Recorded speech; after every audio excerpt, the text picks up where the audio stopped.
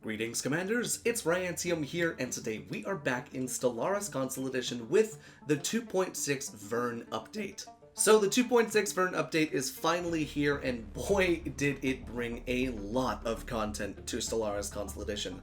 If you thought 2.2 brought a ton of stuff, 2.6 is bound to impress you with a lot of the changes that are coming and a lot of the changes that have happened, especially regarding diplomacy and customization of empires. So we begin on the Create New Empire screen, and you can actually see that we've got ourselves a new tab under the Homeworld tab. This is now the Origins tab. So the Origins are a new mechanic within 2.6 VERNE here on Console Edition that gives you a ton of flavor in creating your own empire. So we're going to go briefly through each and every single one of them, reading the synopsis there, and then moving on to the other things. So we start with Prosperous Unification. A stable planetary unification has allowed the civilization to grow and prosper. Affecting, start the game with an additional 4 pops and with an additional 2 districts. Very powerful. Then we have Mechanist, which was originally a trait slash civic, but is now turned into an origin. This civilization has been preoccupied with the idea of metallic automatons since the early Steam Age. Although many said it could not be done, the first robots left the assembly lines long before even the rudimentary space flights was achieved. Start the game with 8 pops being robots, and with the technology and infrastructure to build more, robot upkeep minus 5%. So it's very good to have, especially if you're wanting to go very synth heavy, very robot heavy, and everything like that. Then we also have Syncretic Evolution. You might be seeing a theme here. A lot of the Civics that were normally Civics have now become Origins, freeing up yet another Civic slot for you to use to custom tailor your empires even more. So Syncretic Evolution, a second species forms an integral part of this civilization. They're big, strong, and most of them have the intelligence of a particularly dim-witted child. Ancient wars have culled their species of their most aggressive tendencies, leaving them quite servile. Start the game with 12 pops being of another subservient species. Again, we have Life Seeded. This civilization has evolved in a paradise possibly designed just for them. You start as a size 25 homeworld, which is a Gaia world. You have several rare planetary features, and your habitability preference is set to Gaia world preference. Post-apocalyptic, being baptized by nuclear fire, this civilization has faced total annihilation and survived, devastated yet unbroken. They have rebuilt civilization from the ashes of the old world. Your capital starts as a tomb world. You gain the Survivor trait, granting tomb world habitability plus 70%, and leader lifespan plus 10 years. And now we get into the new ones that comes with the brand new origin mechanic. Galactic Doorstep. This civilization has a dormant gateway in their home system. Potential technological benefit or a looming menace. Start with a dormant gateway in your home system. Very cool flavor one to add to your empire, especially if you're looking for some really cool role-playing opportunities. Then we have Resource Consolidation. This one is basically the machine intelligence version of Life Seeded. This machine intelligence has long since consolidated all resources in their home system into their capital world, covering it entirely with machinery. You start with a machine world as your home world. Now, Calamitous Birth is a Lithoids DLC Lithoids DLC special one, so you have to have the Lithoids DLC to have this one. And what it is not native to their home world. These Lithoids arrived when a meteorite slammed into the planet and killed off most of the native life. You start with a massive crater deposit on your homeworld, giving additional total districts and mining districts. You are then able to build meteorite colony ships, which travel at greater speeds but damage their target planets, but you must be a Lithoid. Then we have the Tree of Life, special for the hive minds. This hive evolved into a symbiotic relationship with a vast tree. The tree grants them many benefits, but its loss would cripple them. Our hive gains many bonuses from living on a planet with a Tree of Life present, or penalties if it is absent. Colony ships are more expensive, but will provide new planets with their own Tree of Life sapling. Very cool to see. And last but not least, we have Lost Colony. This civilization originated as a lost and forgotten colony, separated from its homeworld long ago. The struggling colonists endured many hardships before they were able to build up the necessary technological and industrial base that would allow for a return to space. An advanced empire of this species is spawned somewhere in the galaxy. A very, very cool one to have. Then we come to the Civics side of things, where there's been a few changes to a couple of the Civics, and we're going to go over each of them. So the Byzantine bureaucracy, all this does is now bureaucrats also produce 1 unity as well as 1 stability on the planet that the job is there. Then we have a small change within the inward perfection civic. Basically down at the bottom underneath of happiness it says available envoys -1. Envoys being one of the newer mechanics here within 2.6 VERNE, which we will get into when we open up the gameplay side of things.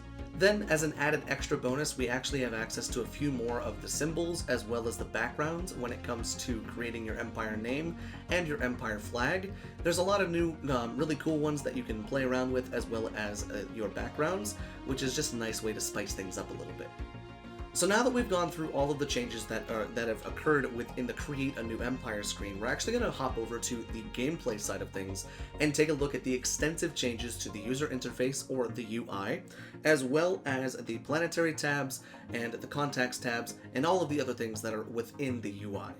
So we arrive here in the year 2352 with the Interstellar Snorkel Confederacy. I know it's a bit of a strange name, but you would understand we started off as the little snorkel guys, they're little mammals. So the Interstellar Snorkel Confederacy very quickly grew to be one of the most powerful empires in the galaxy while not boasting a massive empire size. However, we're not here to talk about empire composition or economy, we're here to talk about the outliner as well as the UI. So, beginning over on the outliner, we now actually have access to a research tab. It's a very nice quick way to go ahead and see what you've been researching, see what you are researching, and then quickly open up the research tab to change if necessary. Then, down in the planetary tab, nothing much has changed when it comes to the planets themselves. However, here on our Ecumenopolis, you can see that my capital planet is an empire capital, and right here, the planetary designation cannot be changed on your capital planet. Now, what exactly does that mean? Well, within the 2.6 VERNE update, there is now the opportunity and the ability to customize what exactly your planet will be doing. So for instance, we have this current habitat set as a trade station. However, if we had bureaucratic jobs on here, we could turn it into a bureaucratic center, or a refinery station, or a factory station, foundry station. You get the point. You can actually change what exactly you want your planet to be doing. So for instance, this planet right here, we have as a bureaucratic center, because we have pretty much only bureaucratic jobs on this planet. Now what exactly does that do? Well, bureaucratic job upkeep is reduced by 10%, pop ethics chance reduced by, or the shift is reduced by 20%, and the bureaucrats, or the admin cap from bureaucrats is increased by 2. And you can see that we have a ton up here when it comes to the Empire Sprawl. Now speaking about Empire Sprawl, within the 2.6 VERNE update, Empire Sprawl has gotten a massive overhaul with the bureaucrats. So the bureaucratic jobs are indeed these administrative parks as well as administrative offices, which give you specific jobs known as bureaucrat jobs, and the bureaucrats create admin cap. They create the ability to expand more, and if you have specific civics, you can actually make it so that they also produce unity, which is a very nice thing to have. And continuing inside of the outliner on the right hand side of the screen, there is now another option underneath of outliner options, which is by far one of the coolest features of this update, the ability to hide all of your UI. You can finally get all those juicy, tasty screenshots without all of the heads-up displays on. You can finally get all the B-roll you want of chasing black holes and watching gigantic fleet battles across the Empire and across the space and stars. It's a very small mechanic, but honestly one that I was looking forward to so much once I knew it was finally coming. So then moving along to the left-hand side outliner, this one is what I'll call the left-hand side outliner. For those of you who don't know, there's a few things that have changed here, and we're going to go into each of these and check them out. So within your government tab, you have your origin, as well as your diplomatic weight. Now, diplomatic weight is something that is brand new to 2.6, and that is because of the Galactic Community, as well as your Federation stance. Now, those we'll get into when we talk about the Federations and the Galactic Community here in the next couple minutes. However, this is very important if you're planning on, instead of using a sword, using a pen to destroy your enemies. Next on the list would be the Contacts tab, and here in the Contacts tab, not a whole lot has changed with the exception of 3 symbols. So you might be seeing the new symbols here, and I'll zoom in on them so that you can actually see what they look like. So we have the Favors symbol, we have the Improving Relations, and we have the Harming Relations symbols. Each of these symbols are new to 2.6 VERNE, and they are basically what it means is when you have favors, you have the ability to call in favors on another empire to either give you to trade or to hold over their diplomatic weight in the Galactic Community or in the Federation. You can basically bribe them to join a Federation with you. They're really one of the most powerful things within the 2.6 VERNE update, and they're fairly easy to come by, especially if you have a booming economy. Then alongside the improving relations and the harming relations symbols comes the envoy mechanic. Now envoys are something that's brand new to 2.6 VERNE here on the console edition, and envoys are your diplomats that can be sent out to do various tasks. Now, don't think that I have 8 envoys from the beginning of the game, because I've gotten a lot of them from specific buildings, civics, as well as building the Interstellar Assembly. So envoys are your powerhouses when you're trying to make yourself friends with other people and other empires in the galaxy.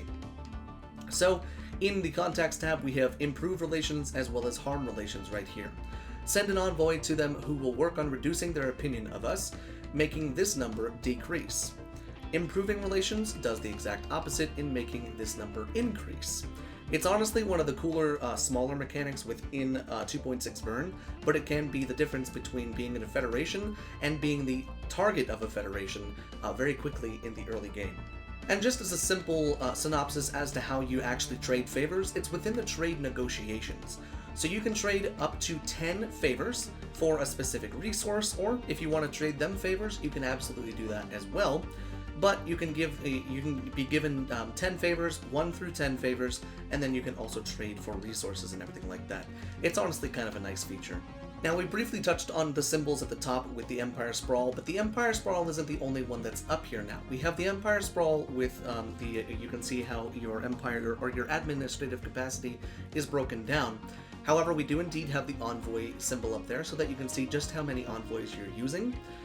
And then we also have your diplomatic weight on top as well. Now you can click A for the Galactic Community or X for the Federation if you're within one. And you can kind of see here we've actually got ourselves the Galactic Community, which leads us into the synopsis and breakdown of what exactly the Galactic Community is. Now the Galactic Community is the coolest feature that comes with 2.6 VERNE, and it is basically the Senate. It is the Interstellar United Nations. You and the other empires within the galaxy are allowed to now participate in creating resolutions that can shape the way of the galaxy for the future generations of your pops. Within this, you have the Proposals tab, which allows you to see what proposals are now on the chopping block or on the floor when it comes to what empires are proposing them. So you can see here we have minor economic sanctions coming up, minor research sanctions, Guardian Angels Act, co-op research channels, and then the repealing of the buzzword standardization. Now that's a lot of big-ass words that I just threw at you. However, it's pretty easy to understand once you find your galactic modifiers. So the galactic modifiers, this modifier applies to every empire in the galaxy. So you've got a diplomatic weight from economy minus 60% from a specific resolution that has been passed. And you can see that there's some pretty hefty bonuses as well as some pretty hefty, what's the word I'm looking for, curses to your empires throughout the galaxy, and that's based on your trade, or that's based on your diplomatic weight. Now right here within the Senate floor, where you can actually go ahead and see that you can call in favors, and what this does is it allows you to multiply your diplomatic weight by leveraging your rival's diplomatic weight as well. So if I wanted to go ahead and call in all 10 of my favors on this empire right here, this would then net me 37,703 Senate votes, which is kind of crazy, honestly. You can really begin to see how you can just steamroll the Senate right here, especially if you're rich in influence. I could add another 43,877 diplomatic weight on top of the 41,716 that I already have, based on the 25 favors I have here to call in. However, it's going to cost me a whopping 625 influence to do so. So here above the Senate is in session symbol, you actually can see the room that we're in right now. You have the blue side and then the red side. The red side are obviously the opponents, and the blue side are the supporters. And the way this works is it tallies up all of the diplomatic weight, and whichever side has the higher number will determine what happens in the Senate. So you have three options here. You have the support, opponents, and you can abstain. Abstaining just means you don't really want to vote in it, so your diplomatic weight will not count towards those numbers at the top. Then down at the bottom, you can actually see the Galactic Community members and the Galactic Council tab. Now, the Galactic Council tab, I don't know exactly if we have that feature yet. I do believe that's something that will possibly come in Federations, because it's most likely going to come in Federations. But the Galactic Council is basically, think of it as the top 3 most powerful empires can now vote, veto, and become the Senate. Just post your Palpatine memes down there in the comments, because that's exactly what I'm talking about. I am the Senate. So here you can see that we're voting to enact a resolution known as the Military Readiness Act, and it allows for Galactic Community members that are not vassals of another empire that are using less than half of their naval capacity are in breach of galactic law. Lots of this stuff it sounds more complicated than it actually is. If you are in breach of galactic law, these things become way worse for you. These minor economic sanctions that can actually go all the way up to massive sanctions once they're done and once they're proposed. So there are specific sanctions that allow you to, like I said, destroy your enemies with the pen and not the sword. Sanctions and having a vendetta against a specific empire to get them dispelled or disbarred from the Galactic Community is certainly something that's a lot of fun to do. Now, do keep in mind that the Galactic Community is an event that pops up when enough nations have made first contact in the game.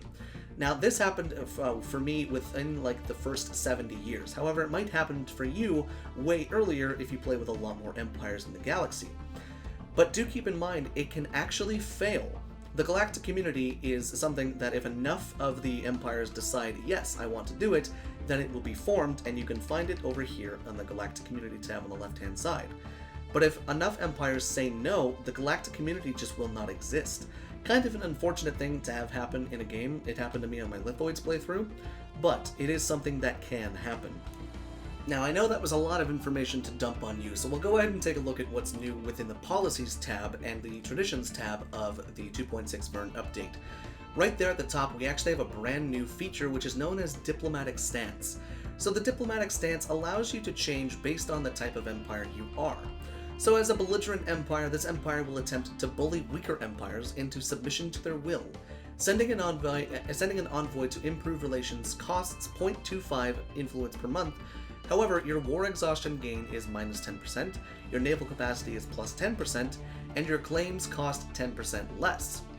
Cooperative, on the other hand, this empire will attempt to find common ground and negotiate with other empires in the name of friendship. Sending an envoy to harm relations costs 0.25 influence per month, but gives you an additional 25% in diplomatic weight. Envoy improve relations is increased by 50%, and your border friction is reduced by 50%, which is kind of really nice. But then we get into the ones that give you some negatives. So the isolationists, this is perfect for the xenophobe in your family. This empire wishes to be left alone to their own affairs. Sending an envoy to improve or harm relations costs 0.25 per month. Administrative capacity is plus 15%, plus 10% unity, minus 50% diplomatic weight, plus 100% diplomatic influence cost, governing ethics contraction plus 25%, and then a whopping plus 200% border friction. That's enough to make anybody go to war with you, my god. Then we have the Expansionist. This empire seeks to grow peacefully but has no specific diplomatic focus, which is perfect for the beginning game. Outpost build cost is minus 10%, colony development speed is plus 15%, however, your border friction is plus 100%. Then we have the one that is only unlocked once you've completed the Supremacy, the Supremacy Tradition. The Supremacist, this empire demands that all will bow before them. This diplomatic stance will harm relations with all other empires in the Supremacist diplomatic stance. Restrictions on the rival action are relaxed both for and against us. Sending an envoy to improve relations costs 0.25 influence per month, but your diplomatic weight from fleet power is plus 100%, war exhaustion gain minus 20%, naval capacity plus 20%, and your claim influence cost minus 10%. That's powerful for when you want the galaxy to burn at your fingertips. It is incredibly powerful. And then there was one other thing that we needed to take a look at here in the Traditions tab, and that is the Galactic Wonders perk. So the Galactic Wonders perk has changed. Now, instead of Galactic Wonders unlocking every single one of the megastructures to build, it only unlocks the strongest 3. So the Ringworld, Matter Decompressor, and Dyson Sphere. Keep in mind, the Matter Decompressor is locked behind the Megacorp DLC, the Dyson Sphere is locked behind the Utopia DLC, and I want to say Ringworld is part of Vanilla, but I can't be sure. However, if we take a look here in the tech tree, underneath Researched and in Engineering, if we go ahead and pop on down to where we find Mega Engineering, Mega Engineering allows us to repair ruined megastructures, but it also allows for the research of different megastructures.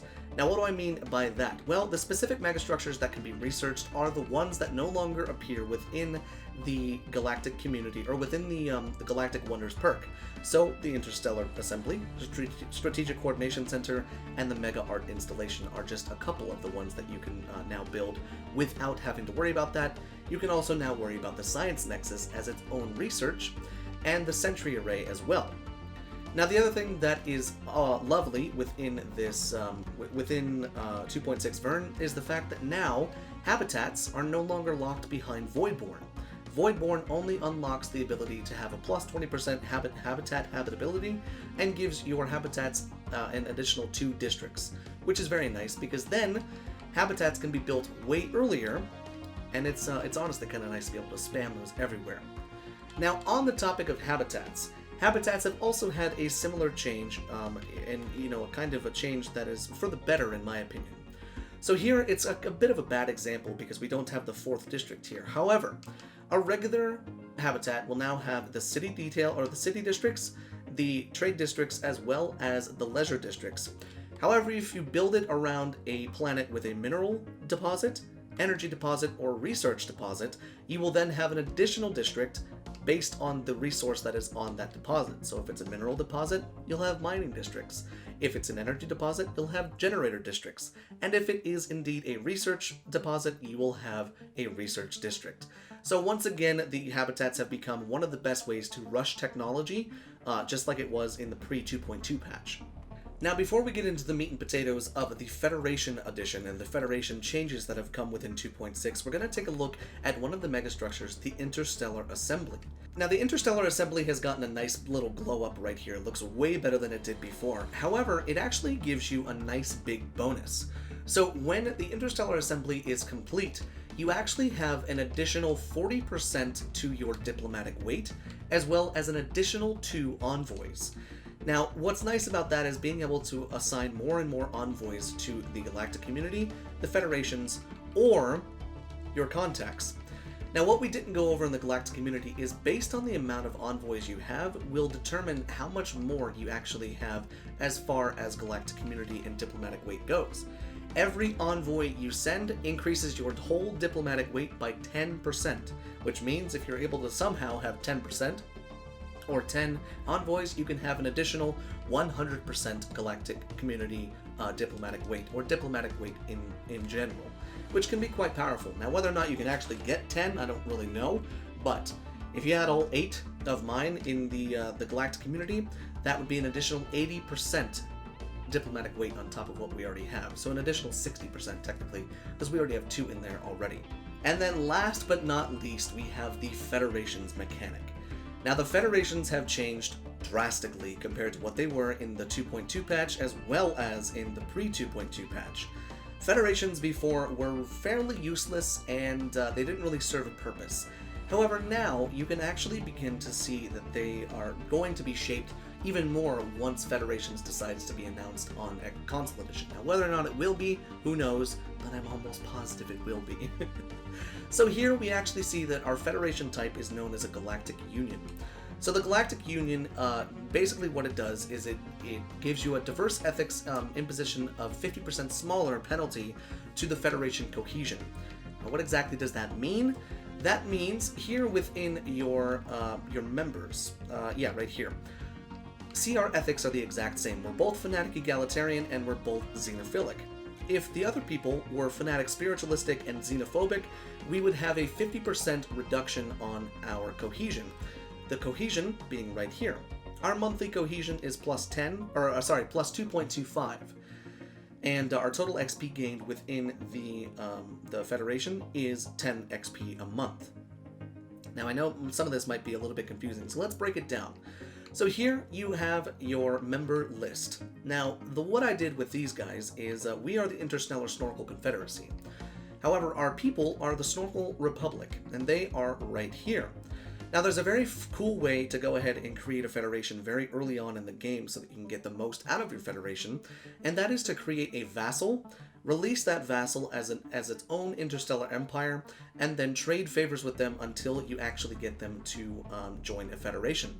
Then you can just build all around them and basically have a federation with, or a vassal inside of your borders that can also act as a federation member. It's a nice cheaty way to get into a federation very early on. So we also have the ability to rename, and then you have the option to leave the Federation. However, it will lower your standing by 200 points on of the people that were within it.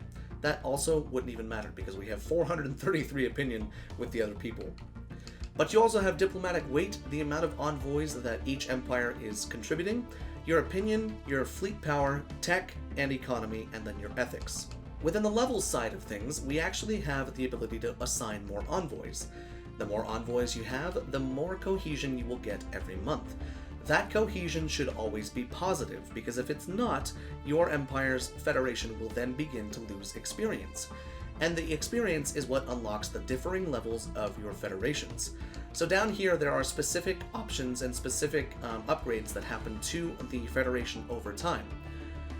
So at level 1, members of this federation are united and ready to cooperate. Diverse ethics impose a 50% smaller penalty to federation cohesion. Level 2 is when you get into the more options.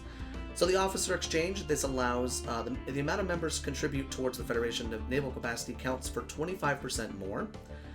New members impose a 50% smaller cohesion penalty to the federation, and the president then has 1 additional envoy.